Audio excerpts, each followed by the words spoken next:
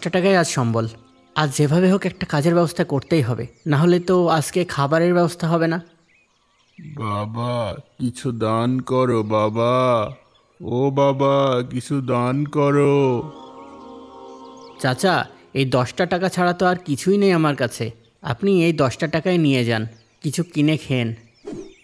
আল্লাহ তোমার অনেক মঙ্গল করুক বাবা। আসসালামু আলাইকুম। ওয়ালাইকুম আসসালাম। আজকে তো আড়ত বন্ধ হয়ে গেছে, আজকে আর কাজ হবে না। কালকে আসেন আলী ভাই। ইয়া আল্লাহ, গত 2-3 দিন থেকেই তো কাজ নেই, আজকেও কাজটা হলো না। আসতে দেরি করে ফেলেছেন যে, মহাজন সবাইকে সবার কাজ বুঝিয়ে চলে গেছে। কি করব বলেন, অনেকটা পথ হেঁটে আসতে হয় যে। তাও তো আজ অনেক সকালেই রওনা দিয়েছিলাম। কালকে আর একটু সকাল সকাল আইসেন। হ্যাঁ ভাই, কালকে না হয় একটু ভোরবেলাতেই রওনা দিয়ে দেব। আসসালামু আলাইকুম। ওয়ালাইকুম আসসালাম। কে লোকটা ভাই? উনার নাম আলী। ওই পাশের গ্রামে আরব পাড়ায় থাকেন।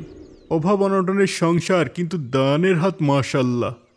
সব সময় দেখি আল্লাহর ইবাদতের প্রতিযোগিতাতেই ব্যস্ত থাকেন। তাহলে ওনাকে কাজ দেন না কেন? কাজ তো দিতেই চাই, কিন্তু ওই যে আসতে একটু দেরি করে ফেলে, ততক্ষণে আবার মহাজন চলে যায়। আচ্ছা, আমি কাল মহাজনকে বলে দেব যেন উনার জন্য কাজের ব্যবস্থা রাখে। কিন্তু আজকের দিনটা চলবে কিভাবে? গত 2-3 দিন কাজ নেই, আজকেও কাজটা পেলাম না।